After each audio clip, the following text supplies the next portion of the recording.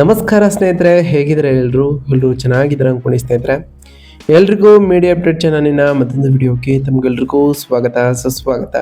ಸ್ನೇಹಿತರೆ, ಈ 2026ರ ಈ ಒಂದು ವರ್ಷದಲ್ಲಿ ಜುಲೈ 24ರ ನಂತರ ಸಿಂಹ ರಾಶಿಯವರ ಭವಿಷ್ಯ ಹೇಗಿರಲಿದೆ, ಈ ಜುಲೈ ತಿಂಗಳಿನಲ್ಲಿ ಉಂಟಾದಂತಹ ಗ್ರಹ ಸಂಚಾರದ ಬದಲಾವಣೆಯು ಈ ರಾಶಿಯವರ ಜೀವನದಲ್ಲಿ ಏನೆಲ್ಲ ಬದಲಾವಣೆಗಳನ್ನು ತರಲಿದೆ, ಯಾವುದರಲ್ಲಿ ಶುಭವಾಗಲಿದೆ, ಯಾವುದರಲ್ಲಿ ಬಹಳ ಎಚ್ಚರಿಕೆಯನ್ನು ವಹಿಸಬೇಕು, ಅದರಲ್ಲೂ ಈ ಜುಲೈ 24ರ ನಂತರ ಉಂಟಾಗಿರುವಂತಹ ಗ್ರಹ ಸಂಚಾರದ ಬದಲಾವಣೆಯು ನಿಮ್ಮ ಜೀವನದ ವಿವಿಧ ಅಂಶಗಳಾದಂತಹ ವೃತ್ತಿಯಾಗಿರ್ಬೋದು, ವೈವಾಹಿಕ ಜೀವನ, ಆರ್ಥಿಕ ಸ್ಥಿತಿ, ಕೌಟುಂಬಿಕ ಜೀವನ, ನಿಮ್ಮ ಆರೋಗ್ಯ ಮತ್ತು ಶಿಕ್ಷಣಕ್ಕೆ ಸಂಬಂಧಪಟ್ಟಂತೆಯೇ ಏನೆಲ್ಲ ಬದಲಾವಣೆಗಳನ್ನು ತರಲಿದೆ ಎಂಬುದನ್ನು ಸಂಪೂರ್ಣವಾಗಿ ಇದೇ ವಿಡಿಯೋದಲ್ಲಿ ತಿಳಿಸ್ಕೊಡ್ತಾ ಹೋಗ್ತೇನೆ ಸ್ನೇಹಿತರೆ. ಅದರಿಂದ ವಿಡಿಯೋನ ಸ್ಕಿಪ್ ಮಾಡದೆ ಇಲ್ಲಿಂದ ಕೊನೆ ತನಕ ನೋಡ್ತಾ ಬನ್ನಿ. ಸ್ಕಿಪ್ ಮಾಡಿ ವಿಡಿಯೋ ನೋಡೋದ್ರಿಂದ ನಿಮಗೆ ಫುಲ್ಲಾಗಿ ಇನ್ಫಾರ್ಮೇಷನ್ ಅರ್ಥ ಆಗೋದಿಲ್ಲ. ಸೊ ಪ್ರತಿಯೊಂದು ವಿಡಿಯೋದಲ್ಲೂ ಹೇಳೋದಿಷ್ಟೇ, ವಿಡಿಯೋನ ಸ್ಕಿಪ್ ಮಾಡದೆ ಕೊನೆ ತನಕ ನೋಡಿ. ಹಾಗೆ ನಮ್ಮ ಈ ವಿಡಿಯೋ ಇಷ್ಟ ಆಗಿತ್ತು ಅಂದರೆ ವಿಡಿಯೋಕ್ಕೆ ಒಂದು ಲೈಕ್ ಮಾಡಿ ಸ್ನೇಹಿತರೆ. ಹಾಗಾದರೆ ಈ ಜುಲೈ ತಿಂಗಳು ಸಿಂಹರಾಶಿಯವರಿಗೆ ಏನೆಲ್ಲ ಬದಲಾವಣೆಗಳನ್ನು ತರ್ತಾ ಬಂದಿದೆ ಎಂಬುದನ್ನು ಒಂದೊಂದಾಗಿ ನೋಡ್ತಾ ಬರೋಣ. ಹೌದು ಸ್ನೇಹಿತರೆ, ಸಿಂಹರಾಶಿಯವರಿಗೆ ವೃತ್ತಿಪರವಾಗಿ ಈ ತಿಂಗಳು ಬಹಳ ಅನುಕೂಲಕರವಾಗಿತ್ತು. ಆದರೆ ಮಾನಸಿಕವಾಗಿ ಇದು ಒಂದು ಪರೀಕ್ಷೆಯಂತೆ ನಿಮಗೆ ಈ ತಿಂಗಳು ಇರಲಿದ್ದನ್ನು ನೀವು ಗಮನಿಸಿರ್ತೀರಿ. ಒಂದೆಡೆ 10ನೇ ಮನೆಯಲ್ಲಿ ಇರ್ತಕ್ಕಂತಹ ಮಂಗಳನು ನಿಮ್ಮ ಉದ್ಯೋಗ ಮತ್ತು ವ್ಯವಹಾರದಲ್ಲಿ ಅಪ್ರತಿಮವಾದಂತಹ ಯಶಸ್ಸು ಮತ್ತು ಖ್ಯಾತಿಯನ್ನು ನೀಡಲಿದ್ದು, ನೀವು ಯಾವುದೇ ಕೆಲಸವನ್ನು ಕೈಗೊಂಡರೂ ನೀವು 100% ಫಲಿತಾಂಶವನ್ನು ಪಡೆದುಕೊಳ್ತಾ ಹೋಗ್ತೀರಿ. ಆದರೆ ಮತ್ತೊಂದೆಡೆ ಜನ್ಮರಾಶಿಯಲ್ಲಿರ್ತಕ್ಕಂತಹ ಕೇತು ನಿಮ್ಮ ಉತ್ಸಾಹವನ್ನು ದುರ್ಬಲಗೊಳಿಸಲು ಪ್ರಯತ್ನಿಸುತ್ತಾನೆ ಅಂತಲೇ ಹೇಳ್ಬೋದು. ನೀವು ಎಲ್ಲವನ್ನ ಹೊಂದಿದ್ರೂ ಸಹ ನೀವು ಏನನ್ನಾದರೂ ಕಳೆದುಕೊಂಡಂತೆ ಭಾವಿಸ್ತಾ ಹೋಗ್ತೀರಿ.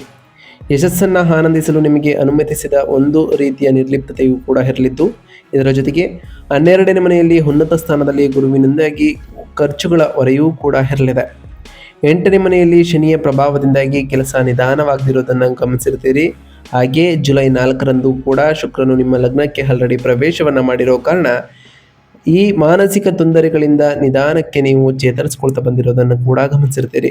ಒಟ್ಟಾರೆಯಾಗಿ ಸಾಕಷ್ಟು ಬದಲಾವಣೆಗಳನ್ನು ಈ ಜುಲೈ ತಿಂಗಳಿನಲ್ಲಿ ಈ ಸಿಂಹರಾಶಿಯವರು ಕಂಡಿರ್ತೀರಿ ಸ್ನೇಹಿತರೆ. ಹಾಗಾದರೆ ಈ ಜುಲೈ ತಿಂಗಳಿನಲ್ಲಿ ಗ್ರಹ ಸಂಚಾರಗಳು ಈ ಸಿಂಹರಾಶಿಯವರಿಗೆ ಹೇಗಿತ್ತು, ಅವುಗಳ ಪ್ರಭಾವ ಹೇಗಿರಲಿದೆ ಎಂಬುದನ್ನು ಒಂದೊಂದಾಗಿ ತಿಳ್ಕೊಳ್ತಾ ಬರೋಣ ಸ್ನೇಹಿತರೆ. ಮೊದಲನೇದಾಗಿ ಗುರುಗ್ರಹದ ವಿಚಾರಕ್ಕೆ ಬರೋದಾದರೆ, 12ನೇ ಮನೆಯಲ್ಲಿ ಇಡೀ ತಿಂಗಳು ಇರತಕ್ಕಂತಹ ಗುರುವು ಶುಭ ವೆಚ್ಚಗಳನ್ನು ತರಲಿದ್ದು, ವಿದೇಶ ಪ್ರವಾಸಗಳು, ಆಧ್ಯಾತ್ಮಿಕ ಪ್ರಯಾಣಗಳು ಮತ್ತು ಒಳ್ಳೆಯ ಕಾರ್ಯಗಳಿಗೆ ದೇಣಿಗೆಗಳು ಸಿಗ್ತಾ ಬರ್ತದೆ. ಇನ್ನು ಸೂರ್ಯಗ್ರಹದ ವಿಚಾರಕ್ಕೆ ಬರೋದಾದರೆ, 11 ಮತ್ತು 12ನೇ ಮನೆಯಲ್ಲಿ ಸೂರ್ಯನು ಇರಲಿದ್ದು, ಜುಲೈ 16ರಿಂದ 12ನೇ ಮನೆಗೆ ಪ್ರವೇಶವನ್ನು ಮಾಡತಕ್ಕಂತಹ ಸೂರ್ಯನು ವಿದೇಶ ವ್ಯವಹಾರಗಳಲ್ಲಿ ಉತ್ತಮವಾದಂತಹ ಲಾಭಗಳನ್ನು ಆಲ್ರೆಡಿ ತಂದಿದ್ದಾರೆ. ಹಾಗೆ ಈ ಟೈಮ್ನಲ್ಲಿ ನಿಮಗೆ ನಿದ್ರಾಹೀನತೆಯೂ ಕೂಡ ಉಂಟಾಗಲಿದೆ. ಸರ್ಕಾರಕ್ಕೆ ಸಂಬಂಧಪಟ್ಟಂತಹ ತೆರಿಗೆ ಪಾವತಿಯನ್ನು ಕೂಡ ಗಮನಿಸಿರ್ತೀರಿ.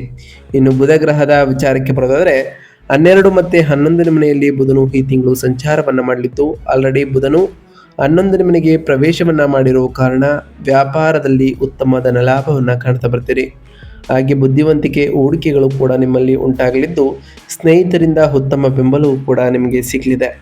ಇನ್ನು ಶುಕ್ರ ಗ್ರಹದ ವಿಚಾರಕ್ಕೆ ಬರೋದಾದರೆ, 12 ಮತ್ತು 1ನೇ ಮನೆಯಲ್ಲಿ ಶುಕ್ರನು ಇರಲಿದ್ದು, ಜುಲೈ 4ರಂದು ಆಲ್ರೆಡಿ ಪ್ರವೇಶವನ್ನು ಸಿಂಹರಾಶಿಗೆ ಮಾಡಿರ್ತಕ್ಕಂತಹ ಶುಕ್ರನು ಆಕರ್ಷಣೆ ಹಾಗೆ ಕಲೆಗಳಲ್ಲಿ ಆಸಕ್ತಿಯನ್ನು ತರಲಿದ್ದು, ಐಷಾರಾಮಿ ವಸ್ತುಗಳ ಮೇಲೆ ಖರ್ಚನ್ನು ಕೂಡ ಶುಕ್ರನ ಸಂಚಾರದ ಸಮಯದಲ್ಲಿ ಮಾಡ್ತಾ ಹೋಗ್ತೀರಿ. ಇನ್ನು ಶನಿಗ್ರಹದ ವಿಚಾರಕ್ಕೆ ಬರೋದಾದರೆ, 8ನೇ ಮನೆಯಲ್ಲಿ ಮೀನರಾಶಿಯಲ್ಲಿ ಇಡೀ ತಿಂಗಳು ಇರತಕ್ಕಂತಹ ಶನಿಯು ಕೆಲಸದಲ್ಲಿ ವಿಳಂಬವನ್ನು ತರಲಿದ್ದಾರೆ. ಹಾಗೆ ಆರೋಗ್ಯ ಸಮಸ್ಯೆಗಳು ಕೂಡ ಉಂಟಾಗಲಿದ್ದು, ಅನಗತ್ಯವಾದಂತಹ ಅಡೆತಡೆಗಳು ಕೂಡ ಉಂಟಾಗಲಿದೆ ಅಂತಲೇ ಹೇಳ್ಬೋದು. ಇನ್ನು ಮಂಗಳ ಗ್ರಹದ ವಿಚಾರಕ್ಕೆ ಬರೋದಾದರೆ, ವೃತ್ತಿ ಜೀವನದಲ್ಲಿ ಭಾರಿ ಯಶಸ್ಸನ್ನು ಮಂಗಳನ ಸಂಚಾರದ ಸಮಯದಲ್ಲಿ ಕಾಣ್ತಾ ಬರ್ತೀರಿ. ಹಾಗೆ ಈ ಟೈಮ್ ಇವರಿಗೆ ನಾಯಕತ್ವದ ಗುಣಗಳನ್ನು ವೃದ್ಧಿಪಡಿಸಲಿದೆ.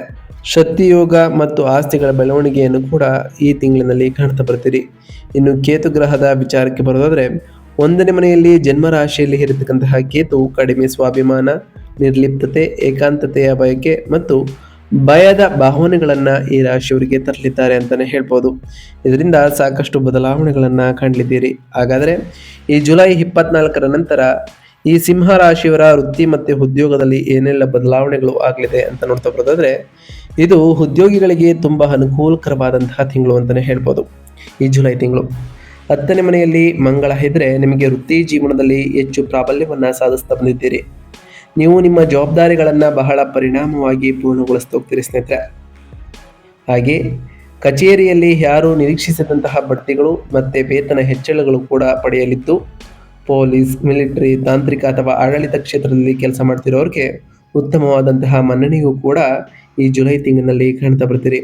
ಹಾಗೆ ಜುಲೈ 16ರ ನಂತರ ನಿಮ್ಮ ಅಧಿಪತಿ ಸೂರ್ಯ 12ನೇ ಮನೆಗೆ ಆಲ್ರೆಡಿ ಪ್ರವೇಶವನ್ನು ಮಾಡಿರೋ ಕಾರಣ ಇದು ಕೆಲಸದಲ್ಲಿ ಸ್ವಲ್ಪ ಆಯಾಸವನ್ನು ಉಂಟು ಮಾಡುತ್ತದೆ. 8ನೇ ಮನೆಯಲ್ಲಿ ಶನಿಯ ಪ್ರಭಾವದಿಂದಾಗಿ ಕಚೇರಿಯ ರಾಜಕೀಯವಿದ್ದರೂ ನೀವು ಸ್ಥಳೀಯರ ಧೈರ್ಯದಿಂದ ಅವುಗಳನ್ನು ಸುಲಭವಾಗಿ ಎದುರಿಸ್ತಾ ಹೋಗ್ತೀರಿ.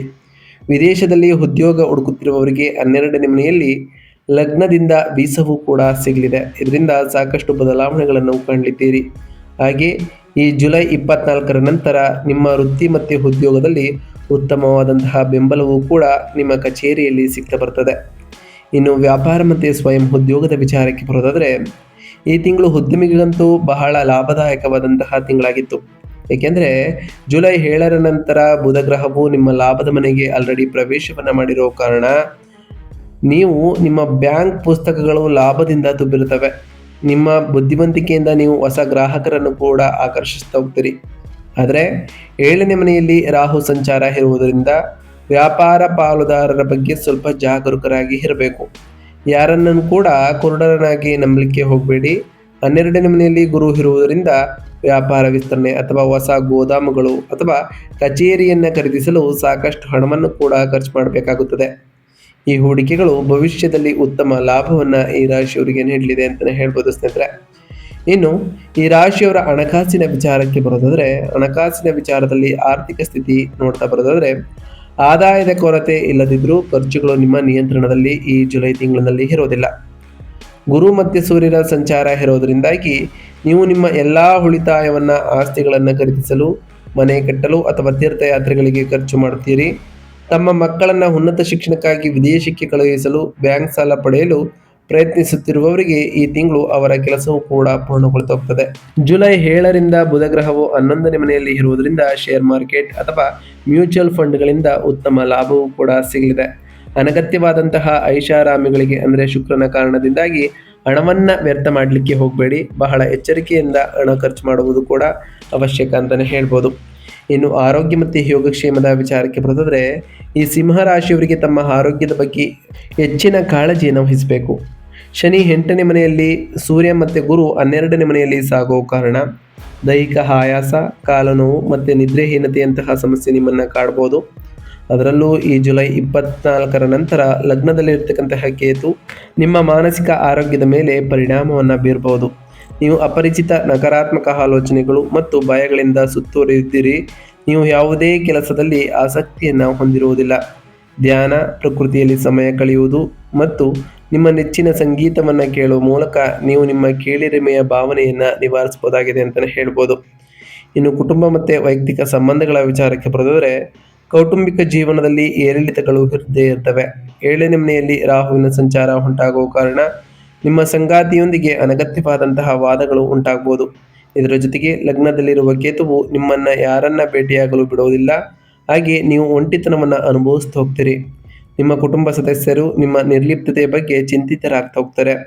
ಅದರಲ್ಲೂ ಜುಲೈ 4ರ ನಂತರ ಶುಕ್ರನು ಕೂಡ ನಿಮ್ಮ ಲಗ್ನಕ್ಕೆ ಆಗಮಿಸುವ ಕಾರಣ ಶುಭ ಬೆಳವಣಿಗೆಯನ್ನು ಕಂಡಿರ್ತೀರಿ. ಇದು ನಿಮ್ಮಲ್ಲಿ ಉತ್ಸಾಹ ಮತ್ತು ಆಕರ್ಷಣೆಯನ್ನು ಮರಳಿ ತರಲಿದೆ.